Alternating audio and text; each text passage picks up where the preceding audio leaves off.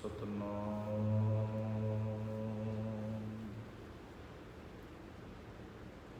ਸ੍ਰੀ ਵਾਹਿਗੁਰੂ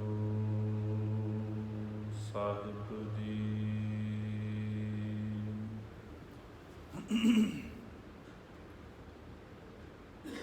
ਇੱਕ ਓੰਕਾਰ ਸਤਨਾਮ ਕਰਤਾ ਪੁਰਖ ਨਿਰਭਉ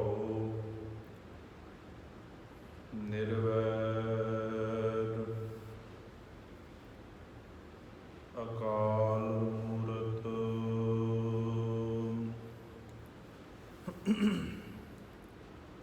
ਅਜੂਨੀ ਸੈਭੰ ਗੁਰ ਪ੍ਰਸਾਦ ਜਪ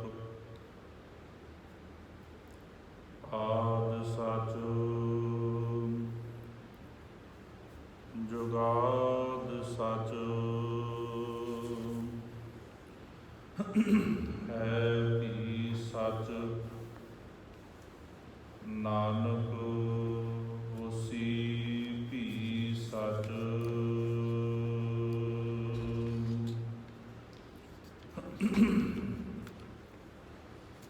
ਤੂੰ ਮੇਰੋ ਮੇਰ ਪਰਬਤ ਸੁਆਮੀ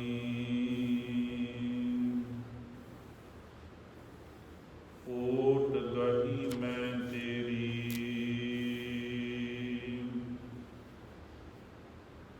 ਨਾ ਤੁਮ ਡੋਲਹੁ ਨਾ ਹਮ ਗਿਰਤੇ ਰੱਖ ਲੀਨੀ ਹਰ ਮੇਰੀ।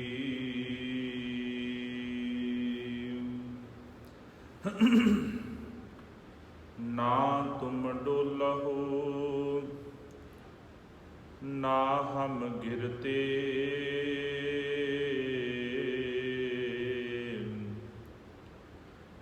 ਰੱਖ ਲੀਨੀ ਹਰ ਮੇਰੀ।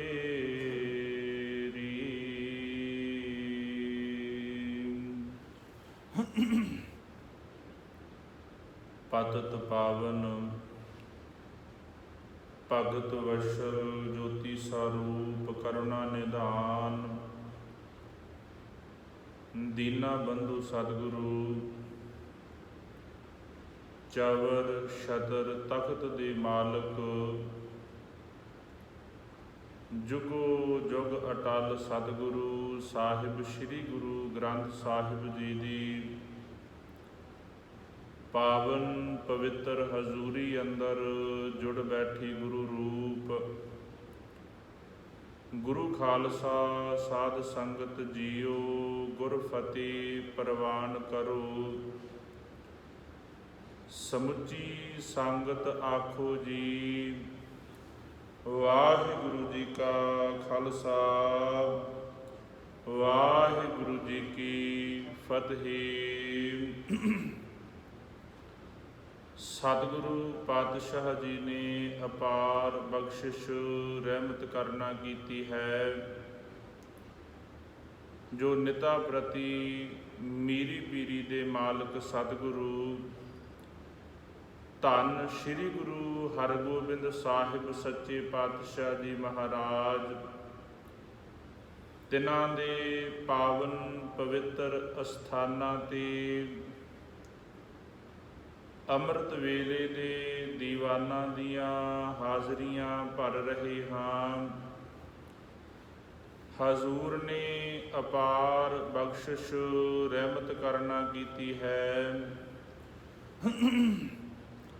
ਜੋ ਲੜੀਵਾਰ ਅਰਦਾਸ ਬੇਨਤੀ ਦੀ ਵਿਚਾਰ ਆਪਾਂ ਸਰਵਣ ਕਰ ਰਹੇ ਹਾਂ।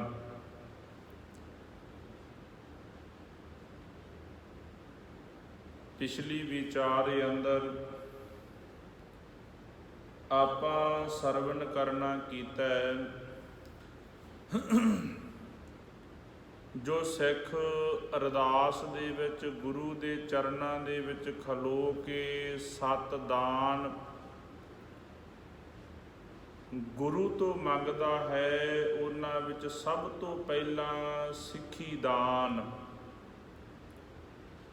ਇਹਦੀ ਵਿਚਾਰ ਆਪਾਂ ਬੜੇ ਵਿਸਥਾਰ ਨਾਲ ਸਰਵਣ ਕੀਤੀ। ਉਪਰੰਤ ਸਿੱਖ ਗੁਰੂ ਦੇ ਚਰਨਾਂ ਦੇ ਵਿੱਚ ਖਲੋ ਕੇ ਗੁਰੂ ਤੋਂ ਦਾਨ ਮੰਗਦਾ ਹੈ, ਕੇਸ ਦਾਨ। ਇਸ ਦਾਨ ਦੀ ਵਿਚਾਰ ਜੋ ਹੈ ਉਹ ਆਪਾਂ ਸਰਵਣ ਕਰ ਰਹੇ ਹਾਂ। ਕੇਸਾਂ ਦੀ ਮਹੱਤਤਾ ਕੀ ਹੈ? ਕੇਸ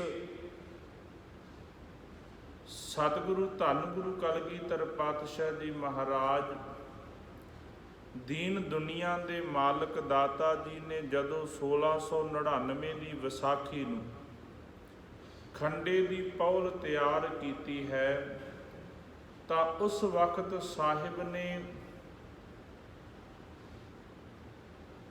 ਸਿੱਖ ਨੂੰ ਇਹ ਹਦਾਇਤ ਕੀਤੀ, ਇਹ ਹੁਕਮ ਕੀਤਾ ਕਿ ਜਿਹੜਾ ਗੁਰੂ ਨਾਨਕ ਦਾ ਸਿੱਖ ਹੈ ਉਹ ਆਪਣੇ ਜੀਵਨ ਦੇ ਵਿੱਚ ਕਦਾਚਿਤ ਵੀ ਕੇਸ ਕਤਲ ਨਹੀਂ ਕਰਾਏਗਾ। ਇਹ ਕੇਸ ਗੁਰੂ ਕੀ ਮੋਹਰ ਨੇ। ਇਹਨਾਂ ਕੇਸਾਂ ਨੂੰ ਕਦੇ ਵੀ ਕੈਂਚੀ ਪਛਣੇ ਦੇ ਨਾਲ ਸਿੱਖ ਕਤਲ ਨਹੀਂ ਕਰਾਏਗਾ। ਇਹ ਗੁਰੂ ਦੀ ਨਿਸ਼ਾਨੀ ਹੈ। ਔਰ ਪਿਛਲੀ ਵਿਚਾਰ ਅੰਦਰ ਵੀ ਆਪਾਂ ਸਰਵਣ ਕੀਤਾ, ਬਾਣੀ ਦੀਆਂ ਵੱਖ-ਵੱਖ ਪੰਕਤੀਆਂ ਉਦਾਹਰਨਾਂ ਦੇ ਨਾਲ ਆਪਾਂ ਇਹ ਸਮਝਣ ਦਾ ਯਤਨ ਕੀਤਾ, ਕੋਸ਼ਿਸ਼ ਕੀਤੀ ਹੈ ਕਿ ਗੁਰਬਾਣੀ ਦੇ ਅੰਦਰ ਉਸ ਅਕਾਲ ਪੁਰਖ ਵਾਹਿਗੁਰੂ ਪਰਮਾਤਮਾ ਦੀ ਉਸਤਤ ਲਿਖਦਿਆਂ ਹੋਇਆਂ ਮੇਰੇ ਪਾਤਸ਼ਾਹ ਜੀ ਨੇ ਕਿਸ ਪ੍ਰਕਾਰ ਕੇਸਾਂ ਦਾ ਜ਼ਿਕਰ ਕੀਤਾ ਹੈ। ਜਦੋਂ ਅਸੀਂ ਕੇਸਾਂ ਦੀ ਗੱਲ ਕਰਦੇ ਹਾਂ ਤਾਂ ਸੱਚ ਹੈ ਕਿ ਕੇਸਾਂ ਨੂੰ ਅਸੀਂ ਇੱਕ ਨਾਮ, ਜਿਨ੍ਹਾਂ ਨੂੰ ਅਸੀਂ ਵਾਲ ਵੀ ਕਹਿੰਦੇ ਹਾਂ, ਕੇਸਾਂ ਨੂੰ ਵਾਲ ਸ਼ਬਦ ਨਾਲ ਵੀ ਅਸੀਂ ਸੰਬੋਧਿਤ ਕਰਦੇ ਹਾਂ। ਔਰ ਮੇਰੇ ਪਾਤਸ਼ਾਹ ਨੇ ਬਾਣੀ ਦੇ ਅੰਦਰ ਵੀ ਇਸ ਗੱਲ ਦਾ ਜ਼ਿਕਰ ਕੀਤਾ ਹੈ। ਹਜ਼ੂਰ ਧੰਨ ਸਤਿਗੁਰੂ ਸ੍ਰੀ ਗੁਰੂ ਨਾਨਕ ਦੇਵ ਸੱਚੇ ਪਾਤਸ਼ਾਹ ਜੀ ਮਹਾਰਾਜ ਦਾਤਾਰ ਸਤਿਗੁਰੂ ਨੇ ਰਹਿਮਤ ਕੀਤੀ ਹੈ। ਪਾਤਸ਼ਾਹ ਜੀ ਕਹਿੰਦੇ ਤੇਰੇ ਬਾਂਕੇ ਲੋਇਨ ਦੰਤ ਰਿਸਾਲਾ, ਸੋਹਣੇ ਨੱਕ ਜਿਨ ਲੰਮੜੇ ਵਾਲਾ। ਇਕੱਲੇ ਕੇਸ ਤੇ ਦੰਦ ਨਹੀਂ, ਕੇਵਲ ਅੱਖਾਂ ਨਹੀਂ। ਹਜ਼ੂਰ ਕਹਿੰਦੇ ਸੱਚ ਜਾਣੀ ਐ ਅਕਾਲ ਪੁਰਖ ਵਾਹਿਗੁਰੂ ਪਰਮਾਤਮਾ, ਜਦੋਂ ਤੂੰ ਤੁਰਦਾ ਹੈ ਤਾਂ ਤੇਰੀ ਚਾਲ ਵੀ ਬੜੀ ਸੋਹਣੀ ਲੱਗਦੀ ਹੈ। ਤੇਰੇ ਕੇਸ ਤੇ ਸੋਹਣੇ ਹੈ ਹੀ, ਤੇਰੇ ਦੰਦ ਤੇ ਸੋਹਣੇ ਹੈ ਹੀ, ਤੇਰੇ ਨੈਣ ਤੇਰੀਆਂ ਅੱਖਾਂ ਤੇ ਸੋਹਣੀਆਂ ਨੇ। ਪਰ ਸੱਚ ਏਵੈ ਸਾਰੰਗ ਜਿਉ ਪੱਗ ਧਰੈ, ਠਿਮ ਠਿਮ ਆਪ ਆਪ ਸੰਧੂਰੇ। ਤੇਰੀ ਚਾਲ ਹਾਥੀ ਦੀ ਤਰ੍ਹਾਂ ਮਸਤ ਹੈ, ਤੂੰ ਹਾਥੀ ਦੀ ਤਰ੍ਹਾਂ ਝੂਮ ਝੂਮ ਕੇ ਤੁਰਦਾ ਹੈ। ਸੱਚ ਜਾਣੀ ਮੈਨੂੰ ਤੇਰੀ ਚਾਲ ਬੜੀ ਚੰਗੀ ਲੱਗਦੀ ਹੈ। ਭਗਤ ਨਾਮਦੇਵ ਜੀ ਬਾਰੇ ਇਹ ਪ੍ਰਚਲਿਤ ਹੈ ਕਿ ਉਸਨੇ ਇਕੱਲੇ ਦਰਸ਼ਨ ਹੀ ਨਹੀਂ, ਰੱਬ ਨਾਲ ਗੱਲਾਂ ਵੀ ਕੀਤੀਆਂ ਨੇ। ਬਾਬੇ ਨਾਮਦੇਵ ਨੇ ਉਸ ਅਕਾਲ ਪੁਰਖ ਵਾਹਿਗੁਰੂ ਪਰਮਾਤਮਾ ਦੇ ਕੇਵਲ ਦਰਸ਼ਨ ਨਹੀਂ ਕੀਤੇ, ਬਾਬੇ ਨਾਮਦੇਵ ਨੇ ਉਸ ਅਕਾਲ ਪੁਰਖ ਵਾਹਿਗੁਰੂ ਪਰਮਾਤਮਾ ਦੇ ਨਾਲ ਗੱਲਾਂ ਵੀ ਕੀਤੀਆਂ ਨੇ। ਉਸ ਦਾ ਰੱਬ ਕਿਹੋ ਜਿਹਾ ਹੈ, ਉਹਨਾਂ ਨੇ ਫਿਰ ਰੱਬ ਦੀ ਜਿਹੜੀ ਤਸਵੀਰ ਪੇਸ਼ ਕੀਤੀ ਹੈ ਬਾਣੀ ਦੇ ਅੰਦਰ, ਉਸ ਅਕਾਲ ਪੁਰਖ ਵਾਹਿਗੁਰੂ ਪਰਮਾਤਮਾ ਦੀ ਜਿਹੜੀ ਤਸਵੀਰ ਪੇਸ਼ ਕੀਤੀ ਹੈ। ਇੱਕ ਸ਼ਬਦ ਪੜ੍ਹਦੇ ਹਾਂ ਅਸੀਂ ਬਾਬਾ ਨਾਮਦੇਵ ਜੀ ਦਾ, ਉਹ ਕਹਿੰਦੇ ਸੋਇਨ ਕਟੋਰੀ ਅੰਮ੍ਰਿਤ ਭਰੀ, ਲੈ ਨਾਮੈ ਹਰ ਆਗੈ ਧਰੀ। ਏਕ ਭਗਤ ਮੇਰੇ ਹਿਰਦੈ ਬਸੈ, ਨਾਮੇ ਦੇਖ ਨਰਾਇਣ ਹਸੈ। ਮੇਰੇ ਪਾਤਸ਼ਾਹ ਕਹਿੰਦੇ ਨਾਮਦੇਵ ਨੂੰ ਦੇਖ ਕੇ ਉਹ ਅਕਾਲ ਪੁਰਖ ਵਾਹਿਗੁਰੂ ਪਰਮਾਤਮਾ ਵੀ ਹੱਸਿਆ ਹੈ। ਇਹ ਤਾਂ ਗੱਲ ਉਹ ਜਾਣੋ ਜਿਸ ਨੇ ਰੱਬ ਨੂੰ ਦੇਖਿਆ ਹੈ ਤੇ ਜਿਸ ਨੂੰ ਦੇਖ ਕੇ ਰੱਬ ਹੱਸਿਆ ਹੈ। ਇਹ ਤੇ ਉਹੀ ਜਾਣ ਸਕਦਾ ਹੈ। ਸਾਡੇ ਵਰਗੇ ਤੇ ਕੇਵਲ ਕਿਆਸੇ ਲਾ ਸਕਦੇ ਨੇ, ਅਸੀਂ ਤੇ ਕੇਵਲ ਅੰਦਾਜ਼ਾ ਲਾ ਸਕਦੇ ਹਾਂ ਵੀ ਉਹ ਅਕਾਲ ਪੁਰਖ ਵਾਹਿਗੁਰੂ ਪਰਮਾਤਮਾ ਪਰਮੇਸ਼ਰ ਕਿੱਦਾਂ ਦਾ ਹੈ।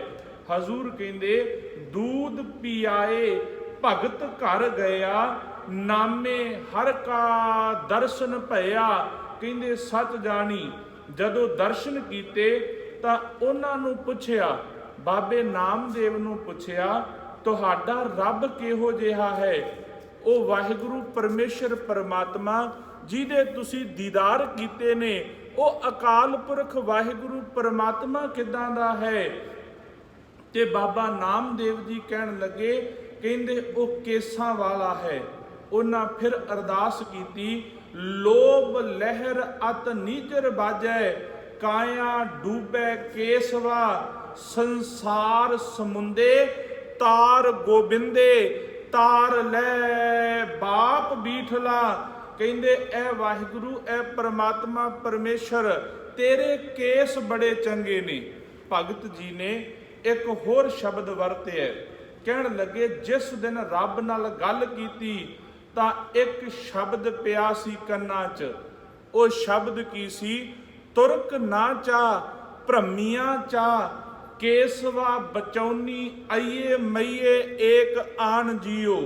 ਅਈਏ ਮਈਏ ਦਾ ਅਰਥ ਹੈ ਇਸਤਰੀ ਤੇ ਮਰਦ, ਕੇਸਵਾ ਦਾ ਅਰਥ ਹੈ ਸੋਹਣੇ ਕੇਸ, ਕੇਸਵਾ ਦਾ ਅਰਥ ਹੈ ਸੋਹਣੇ ਵਾਲ।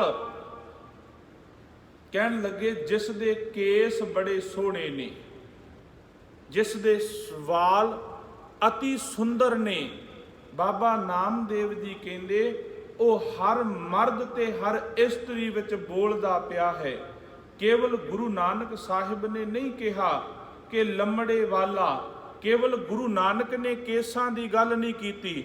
ਅੱਜ ਅਸੀਂ ਜਦੋਂ ਦੇਖਦੇ ਹਾਂ ਤੇ ਸੱਚ ਇਹ ਹੈ, ਬਾਬਾ ਕਬੀਰ ਸਾਹਿਬ ਜੀ ਦੀ ਤਸਵੀਰ ਦੇਖੀਏ, ਬਾਬਾ ਨਾਮਦੇਵ ਜੀ ਦੀ ਤਸਵੀਰ ਦੇਖੀਏ, ਭਗਤ ਰਵਿਦਾਸ ਜੀ ਦੀ ਤਸਵੀਰ ਦੇਖੀਏ ਤੇ ਅਕਸਰ ਉਹਨਾਂ ਦੇ ਵਿੱਚ ਸਾਨੂੰ ਉਹਨਾਂ ਦੇ ਕੇਸ ਕੱਟੇ ਹੋਏ ਨਜ਼ਰ ਆਉਂਦੇ ਨੇ। ਬਣਾਉਣ ਵਾਲੇ ਨੇ ਇਦਾਂ ਦੀ ਤਸਵੀਰ ਸਾਡੇ ਸਾਹਮਣੇ ਪੇਸ਼ ਕਰ ਦਿੱਤੀ, ਪਰ ਜਦੋਂ ਇਹਨਾਂ ਦੀ ਬਾਣੀ ਪੜ੍ਹਦੇ ਆ, ਬਾਬਾ ਕਬੀਰ ਸਾਹਿਬ ਦੀ ਬਾਣੀ ਪੜ੍ਹੋ, ਬਾਬਾ ਨਾਮਦੇਵ ਜੀ ਦਾ ਜ਼ਿਕਰ ਆਪਾਂ ਕਰ ਰਹੇ ਹਾਂ, ਭਗਤ ਰਵਿਦਾਸ ਜੀ ਦੀ ਗੱਲ ਕਰੀਏ ਤਾਂ ਇਹਨਾਂ ਨੇ ਵੀ ਆਪਣੀ ਬਾਣੀ ਦੇ ਵਿੱਚ ਰਹਿਮਤ ਕਰਦੇ ਆ ਕੇਸਾਂ ਦੀ ਇੰਨੀ ਉਸਤਤ ਕੀਤੀ ਹੈ, ਇੰਨੀ ਵਡਿਆਈ ਕੀਤੀ ਹੈ। ਔਰ ਜਿਹੜੇ ਇੰਨੀ ਵਡਿਆਈ ਕਰ ਰਹੇ ਨੇ ਕੇਸਾਂ ਦੀ, ਜਿਹੜੇ ਇੰਨੀ ਉਸਤਤ ਕਰ ਰਹੇ ਨੇ ਕੇਸਾਂ ਦੀ, ਉਹ ਆਪਣੇ ਕੇਸ ਕਿਵੇਂ ਕਟਵਾ ਸਕਦੇ ਨੇ? ਇਹ ਸਾਨੂੰ ਸਮਝਣਾ ਪਏਗਾ। ਬਾਬਾ ਕਬੀਰ ਸਾਹਿਬ ਕਹਿੰਦੇ ਨੇ, ਕਬੀਰ ਮਨ ਮੁੰਡਿਆ ਨਹੀਂ, ਕੇਸ ਮੁੰਡਾਏ ਕਾਏ, ਜੋ ਕਿਛ ਕੀਆ ਸੋ ਮਨ ਕੀਆ, ਮੁੰਡਾ ਮੂੰਡ ਅਜ਼ਾਏ।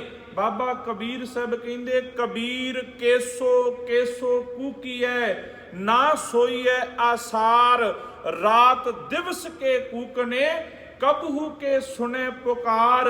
ਕਹਿੰਦੇ ਕਦੇ ਤੇ ਮੇਰੀ ਪੁਕਾਰ ਸੁਣੀ ਜਾਏਗੀ, ਕਦੇ ਤੇ ਮੇਰੀ ਅਰਦਾਸ ਸੁਣੀ ਜਾਏਗੀ, ਕਦੇ ਤੇ ਉਹ ਅਕਾਲ ਪੁਰਖ ਵਾਹਿਗੁਰੂ ਪਰਮਾਤਮਾ ਪਰਮੇਸ਼ਰ ਮੇਰੀ ਫਰਿਆਦ ਸੁਣੇਗਾ, ਮੇਰੀ ਬੇਨਤੀ ਸੁਣੇਗਾ।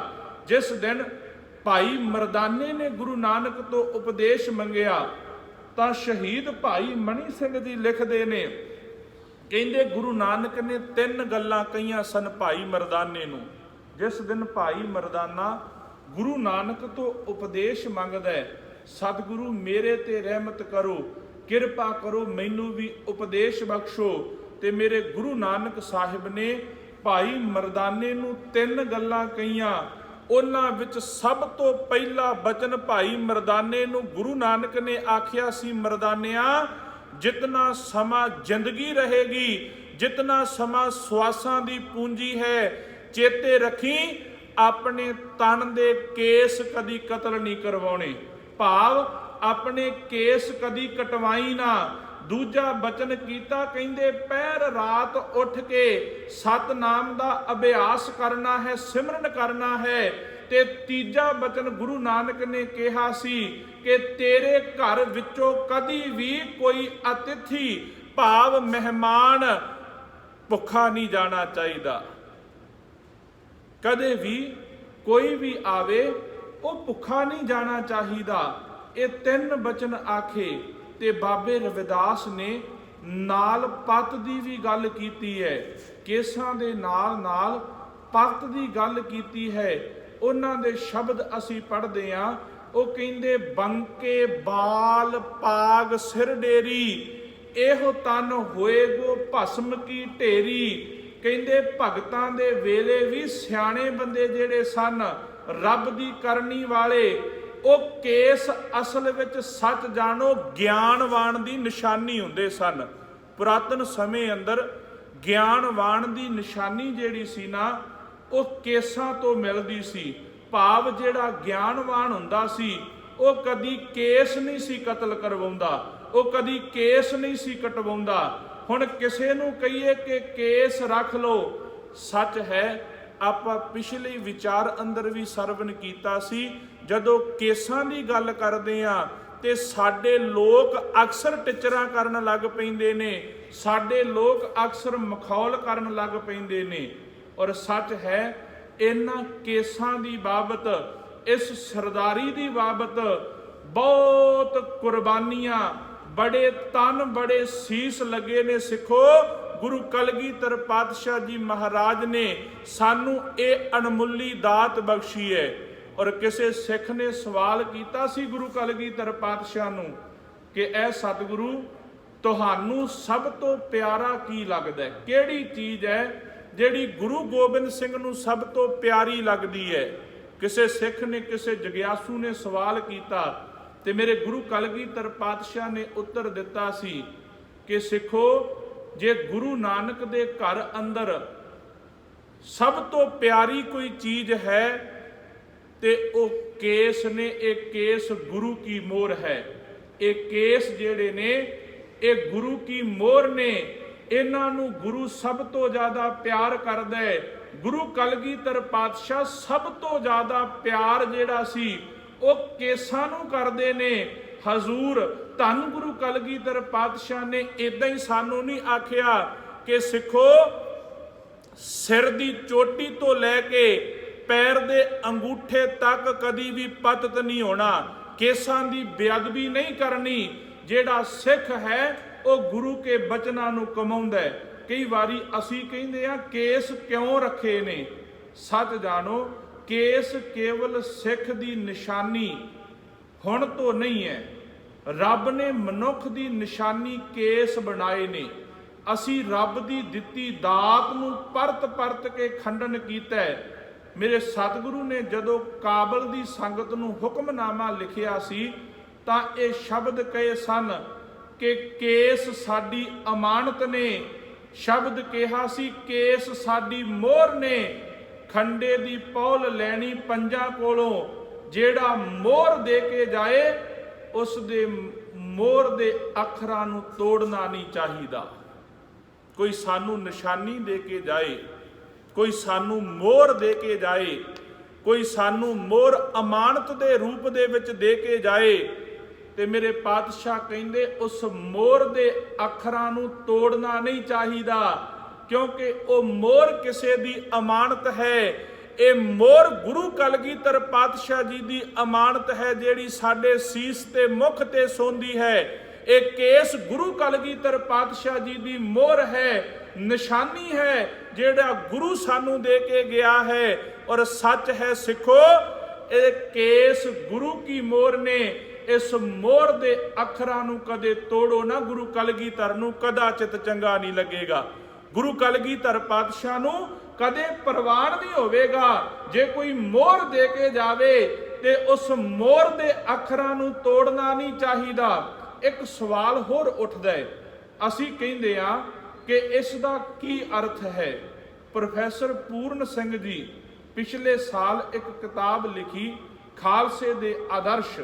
ਉਹ ਕਹਿੰਦੇ ਨੇ, ਮੇਰੇ ਵੀਰ ਭੈਣ, ਤੂੰ ਇਹ ਨਾ ਲੋਕਾਂ ਨੂੰ ਕਹਿ, ਤੂੰ ਇਹ ਦੁਨੀਆ ਦੇ ਲੋਕਾਂ ਨੂੰ ਨਾ ਕਹਿ ਜਾਂ ਕਿ ਕੇਸ ਇਸ ਕਰਕੇ ਰੱਖਦੇ ਹਾਂ ਕਿ ਮੈਨੂੰ ਕੇਸਾਂ ਵਿੱਚੋਂ ਵਿਟਾਮਿਨ ਡੀ ਮਿਲਦਾ ਹੈ।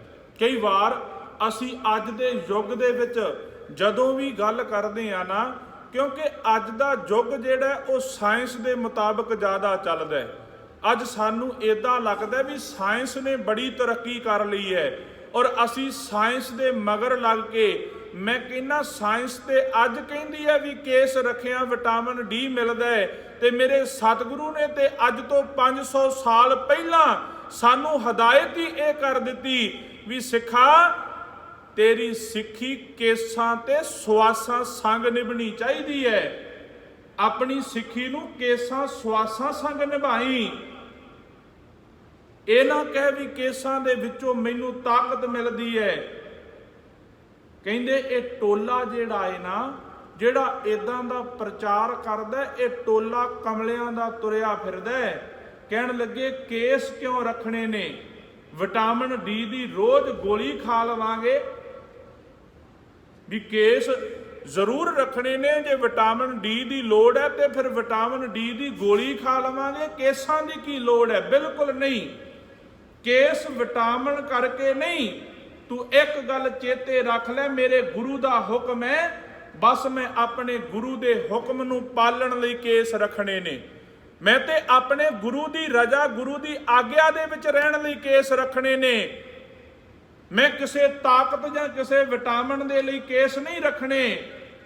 मेरे गुरु का ये आदेश है, मेरे गुरु का ये हुक्म है, मेरे गुरु की ये आग्या है कि सिखा तेरी सिक्खी तां निभेगी जे तू केसा धारी होवेगा। जे तू केसा धारी हो के मेरे सन्मुख आएगा, मैं तैनूं स्वीकार करांगा। केस कड़ा किरपान दस्तार ये किस लई ने, इहदे अर्थ की ने?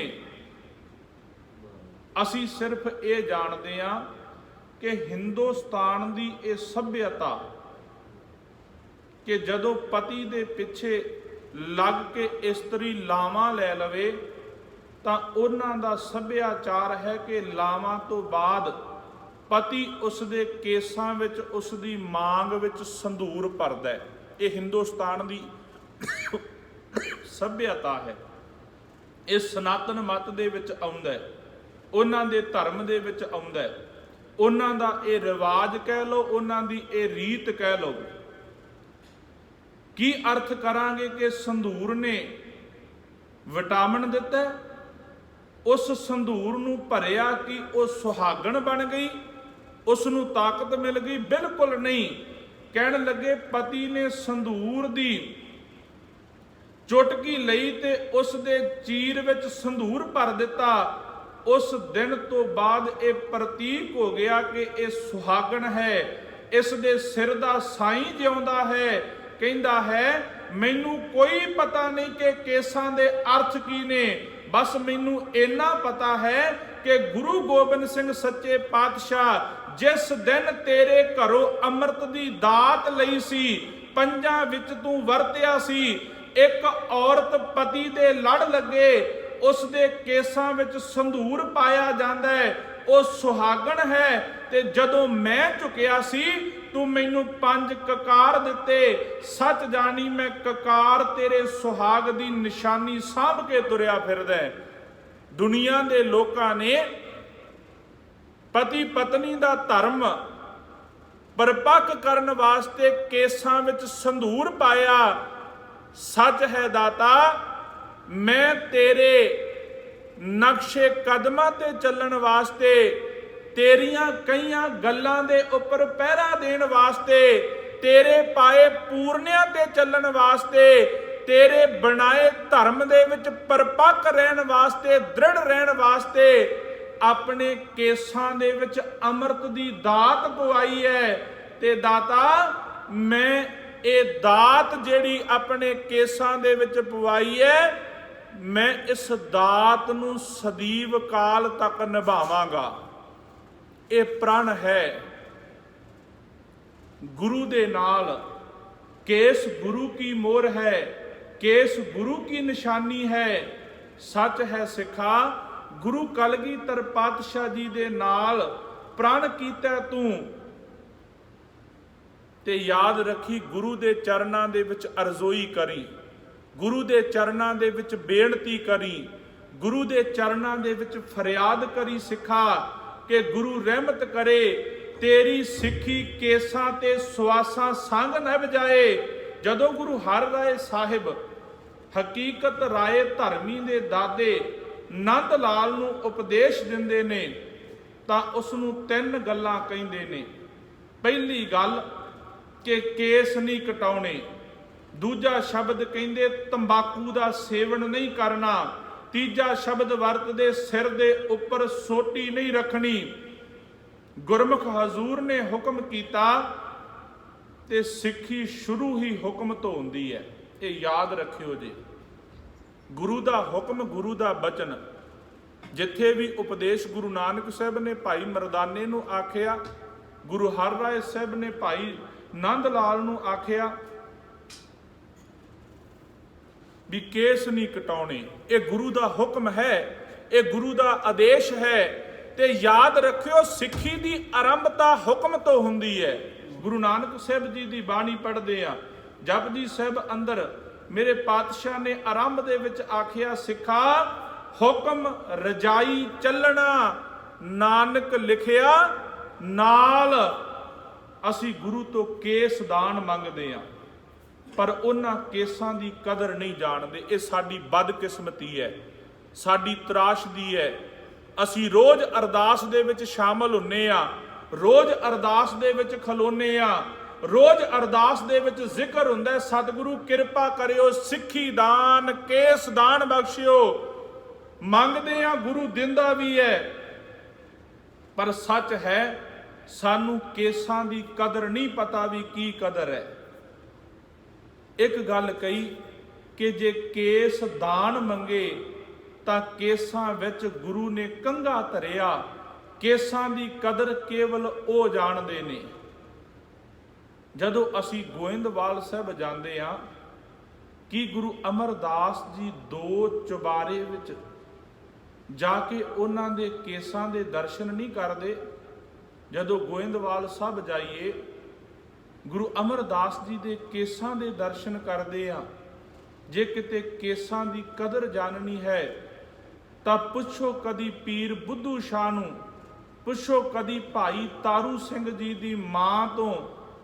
ਉਸ ਵੇਲੇ ਮੌਤ ਸਿਰ ਤੇ ਮੰਡਰਾਉਂਦੀ ਸੀ, ਕਹਿੰਦੇ ਸਨ ਕੇਸਣ ਵਾਲੇ ਜੋ ਨਰ ਹੋਈ, ਬਾਲ ਬਿਰਦ ਲੱਭੇ ਛੱਡੇ ਨਾ ਕੋਈ, ਸ੍ਰੀ ਰਨ ਖੂਨ ਮੰਗ ਹਮ ਕੀਨਾ। ਜਿੱਥੇ ਵੀ ਕੇਸਾਂ ਵਾਲਾ ਲੱਭੇ, ਚਾਹੇ ਉਹ ਬੱਚਾ ਹੈ, ਚਾਹੇ ਨੌਜਵਾਨ ਹੈ ਤੇ ਚਾਹੇ ਬਜ਼ੁਰਗ ਹੈ। ਅੱਜ ਤੇ ਸਾਡੇ ਸਿਰ ਉੱਪਰ ਕੋਈ ਤਲਵਾਰ ਨਹੀਂ ਜੇ ਲਟਕਦੀ। ਅੱਜ ਤੇ ਅਸੀਂ ਫੈਸ਼ਨ ਪ੍ਰਸਤੀ ਦੇ ਪਿੱਛੇ ਲੱਗ ਕੇ, ਚਾਹੇ ਉਹ ਨੌਜਵਾਨ ਵੀਰ ਨੇ ਚਾਹੇ ਭੈਣਾਂ ਨੇ, ਅਸੀਂ ਫੈਸ਼ਨ ਪ੍ਰਸਤੀ ਦੇ ਪਿੱਛੇ ਲੱਗ ਕੇ ਕੇਸਾਂ ਦੀ ਬੇਅਦਬੀ ਕਰ ਰਹੇ ਹਾਂ। ਅੱਜ ਤੇ ਸਾਡੇ ਸੀਸ ਤੇ ਕੋਈ ਤਲਵਾਰ ਨਹੀਂ ਲਟਕ ਰਹੀ, ਪਰ ਯਾਦ ਰੱਖਿਓ ਜੇ, ਜਦੋਂ ਉਹ ਸਮਾਂ ਸੀ ਨਾ ਵੀ ਜਿਹਦੇ ਸਿਰ ਤੇ ਕੇਸ ਦੇਖ ਲੈਂਦੇ ਸੀ, ਚਾਹੇ ਉਹ ਬੱਚਾ ਸੀ, ਚਾਹੇ ਨੌਜਵਾਨ ਸੀ, ਚਾਹੇ ਬਜ਼ੁਰਗ ਸੀ, ਸੱਚ ਐਵੇਂ ਕੇਸਨ ਵਾਲੇ ਜੋ ਨਰ ਹੋਈ, ਬਾਲ ਬਿਰਦ ਲੱਭੇ ਛੱਡੇ ਨਾ ਕੋਈ। ਕਹਿੰਦੇ ਉਸ ਦੇ ਟੁਕੜੇ ਕਰਕੇ ਉਸ ਦਾ ਖੂਨ ਮਾਫ ਹੋ ਗਿਆ।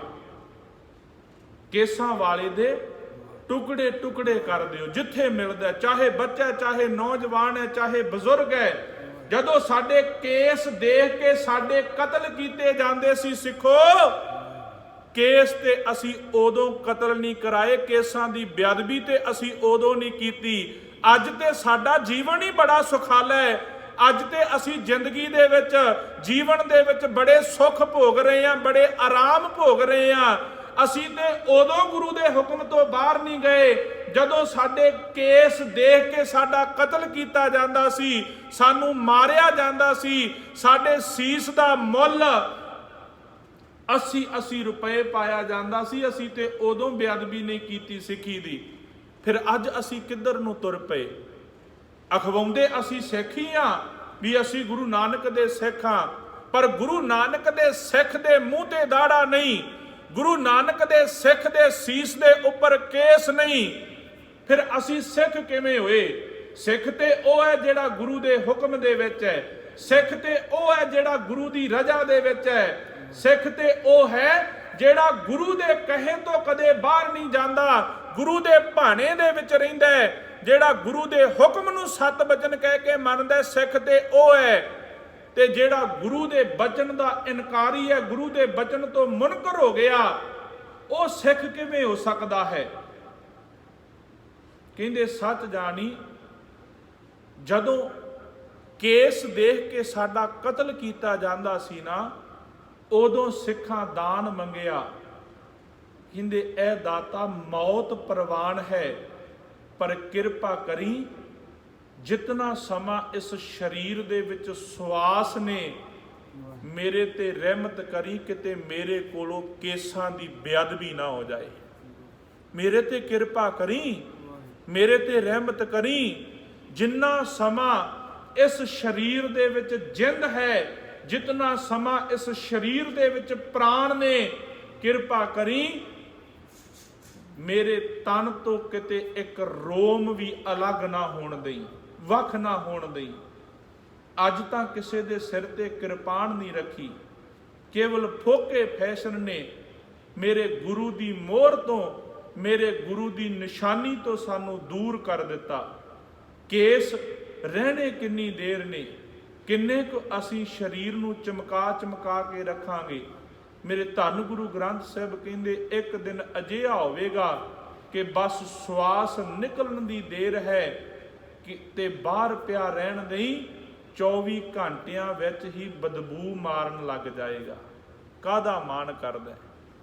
ਜਿਹੜੇ ਸਰੀਰ ਨੂੰ ਸ਼ਿੰਗਾਰਨ ਵਾਸਤੇ, ਜਿਹੜੇ ਸਰੀਰ ਦੇ ਉੱਪਰ ਤੂੰ ਤਰ੍ਹਾਂ ਤਰ੍ਹਾਂ ਦੇ ਫੈਸ਼ਨ ਕਰਦਾ ਹੈ ਨਾ, ਜਿਹੜੇ ਸਰੀਰ ਨੂੰ ਤੂੰ ਸੁੰਦਰ ਬਣਾਉਣ ਲਈ ਕੇਸਾਂ ਦੀ ਬੇਅਦਬੀ ਕਰਦਾ ਹੈ, ਸੱਚ ਜਾਣੀ ਜਿਸ ਦਿਨ ਜਿੰਦ ਨਿਕਲ ਗਈ, ਪ੍ਰਾਣ ਨਿਕਲ ਗਏ, ਤੇ ਇਹ ਸਰੀਰ ਜਿਹਨੂੰ ਅੱਜ ਸ਼ਿੰਗਾਰ ਕੇ ਰੱਖਦਾ, ਸੁਗੰਧੀਆਂ ਲਾ ਲਾ ਕੇ ਰੱਖਦਾ, ਯਾਦ ਰੱਖੀ ਇਹਨੇ 24 ਘੰਟੇ ਨਹੀਂ ਪੈਣ ਦੇਣੇ, ਇਹਦੇ ਵਿੱਚੋਂ ਬਦਬੂ ਆਉਣ ਲੱਗ ਪਏਗੀ। 24 ਘੰਟਿਆਂ ਦੇ ਵਿੱਚ ਇਹ ਬਦਬੂ ਛੱਡ ਜਾਏਗਾ।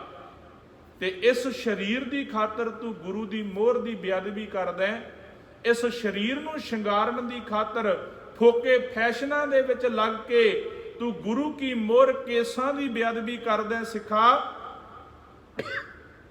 ਜਦੋਂ ਪੀਰ ਬੁੱਧੂ ਸ਼ਾਹ ਭੰਗਾਣੀ ਦੇ ਯੁੱਧ ਤੋਂ ਬਾਅਦ ਗੁਰੂ ਕਲਗੀਧਰ ਪਾਤਸ਼ਾਹ ਨੂੰ ਮਿਲਿਆ ਨਾ, 4 ਪੁੱਤ ਤੇ 700 ਮੁਰੀਦ ਲੈ ਕੇ ਪੀਰ ਬੁੱਧੂ ਸ਼ਾਹ ਭੰਗਾਣੀ ਦੇ ਯੁੱਧ ਦੇ ਵਿੱਚ ਆਇਆ ਸੀ।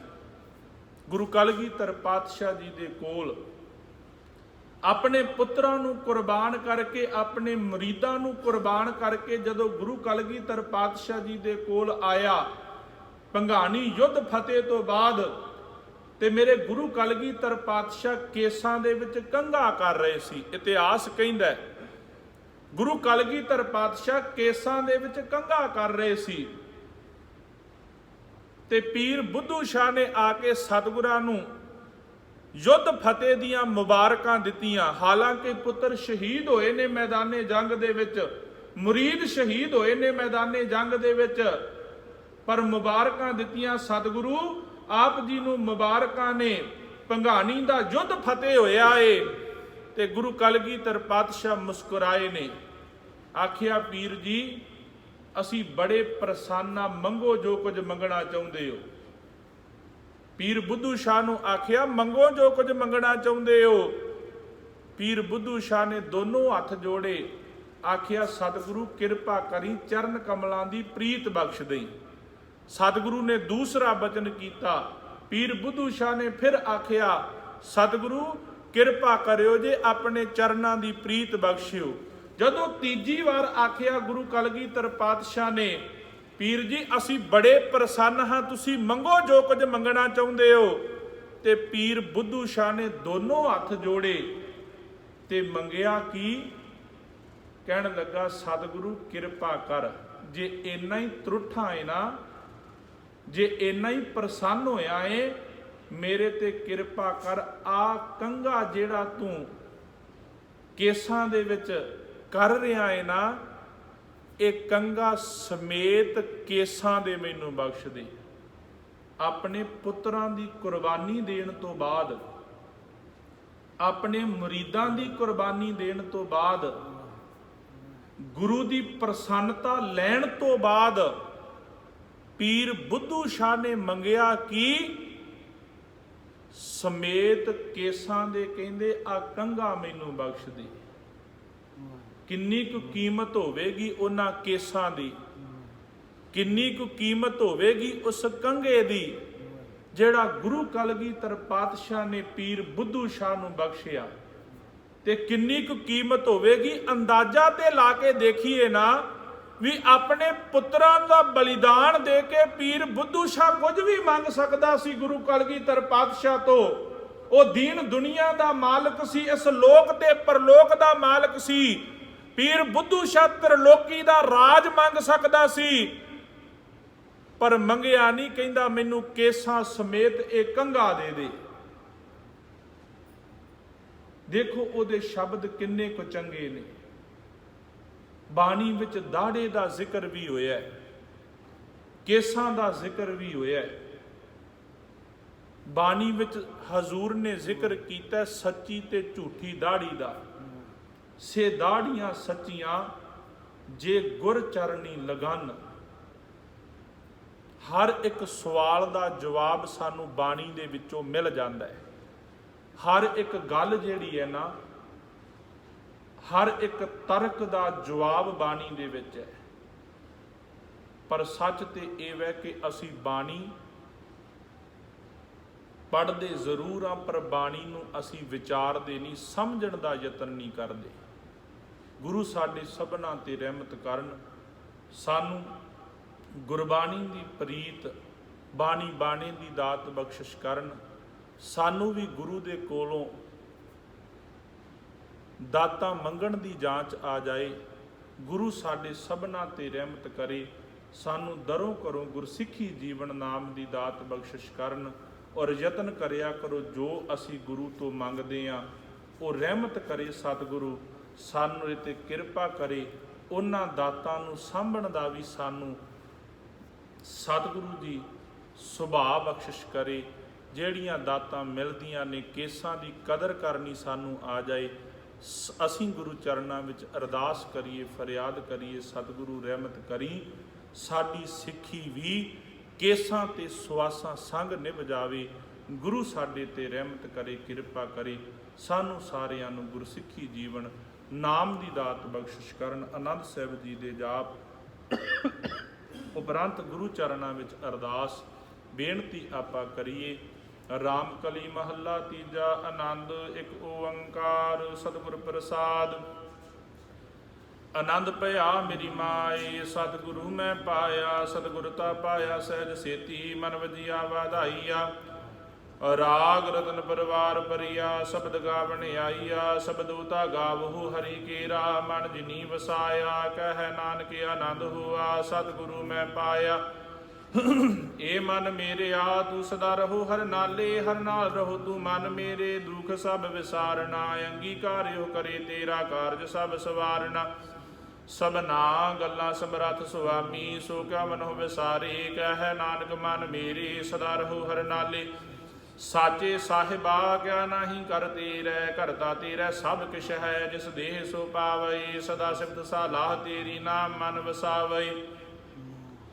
ਨਾਮ ਜਿਨ ਕੈ ਮਨ ਵਸਿਆ, ਵਾਜੇ ਸ਼ਬਦ ਕਨੇਰੀ। ਕਹਿ ਨਾਨਕ ਸੱਚੇ ਸਾਹਿਬ ਕਿਆ ਨਾਹੀ ਕਰ ਤੇਰੇ। ਸਾਚਾ ਨਾਮ ਮੇਰਾ ਆਧਾਰ, ਸਾਚ ਨਾਮ ਆਧਾਰ ਮੇਰਾ। ਜਿਨ ਭੁੱਖਾ ਸਭ ਗਵਾਈਆ, ਕਰ ਸਾਤ ਸੁਖ ਮਨ ਆਈ ਵਸਿਆ। ਜਿਨ ਇੱਛਾ ਸਭ ਪੁਜਾਈਆ, ਸਦਾ ਕੁਰਬਾਨ ਕੀਤਾ ਗੁਰੂ ਵੈਟ ਹੋ। ਜਿਸ ਦੀ ਇਹ ਵਡਿਆਈਆ, ਕਹਿ ਨਾਨਕ ਸੁਨੋ ਸੰਤ ਹੋ। ਸਬਦ ਧਰੋ ਪਿਆਰੋ, ਸਾਚਾ ਨਾਮ ਮੇਰਾ ਆਧਾਰ। ਵਾਜੇ ਪੰਜ ਸ਼ਬਦ ਜਿਤ ਕਰ ਸੁਭਾਗੈ, ਕਰ ਸੁਭਾਗੈ ਸ਼ਬਦ ਵਾਜੇ। ਕਲਾ ਜਿਤ ਕਰ ਧਾਰੀਆ, ਪੰਜ ਦੂਤ ਦਵਸ ਕੀਤੇ। ਕਾਲ ਕੰਟਕ ਮਾਰਿਆ, ਤੁਰ ਕਰਮ ਪਾਇਆ ਤੁਧ ਜਿਨ ਕਉ। ਸੇ ਨਾਮ ਹਰਿ ਕੈ ਲਾਗੇ, ਕਹਿ ਨਾਨਕ ਤਹਿ ਸੁਖ ਹੋਆ ਤਿਤ ਘਰ ਅਨਹਦ ਵਾਜੇ। ਆਨੰਦ ਸੁਨੋ ਵਡ ਭਾਗੀ ਹੋ ਸਗਲ ਮਨੋਰਥ ਪੂਰੇ। ਪਾਰ ਬ੍ਰਹਮ ਪ੍ਰਭ ਪਾਇਆ ਉਤਰੇ ਸਗਲ ਵਿਸੂਰੇ। ਦੁਖ ਰੋਗ ਸੰਤਾਪ ਉਤਰੇ ਸੁਣੀ ਸੱਚੀ ਬਾਣੀ। ਸੰਤ ਸਾਜਨ ਭਏ ਸਰਸੇ ਪੂਰੇ ਗੁਰ ਤੇ ਜਾਣੀ। ਸੁਣ ਤੇ ਪੁਨੀਤ ਕਹਤੇ ਪਵਿੱਤ ਸਤਿਗੁਰ ਰਹਿਆ ਭਰ ਪੂਰੇ। ਬਿਨਵੰਤ ਨਾਨਕ ਗੁਰ ਚਰਨ ਲਾਗੇ ਵਾਜੇ ਅਨਹਦ ਤੂਰੇ। ਸੁਣ ਤੇ ਪੁਨੀਤ ਕਹਤੇ ਪਵਿੱਤ ਸਤਿਗੁਰ ਰਹਿਆ ਭਰ ਪੂਰੇ। ਬਿਨਵੰਤ ਨਾਨਕ ਗੁਰ ਚਰਨ ਲਾਗੇ ਵਾਜੇ ਅਨਹਦ ਤੂਰੇ। ਵਾਹਿਗੁਰੂ ਜੀ ਕਾ ਖਾਲਸਾ ਵਾਹਿਗੁਰੂ ਜੀ ਕੀ ਫਤਿਹ। ਤੂੰ ਠਾਕੁਰ ਤੁਮ ਪਹਿ ਅਰਦਾਸ ਜੀਓ। ਅਰਦਾਸ ਕਰੋ ਲਖਵਿੰਦਰ ਸਿੰਘ ਲੱਖਾ ਜੀ। ਤੁਮ ਮਾਤ ਪਿਤਾ ਹਮ ਬਾਰਕ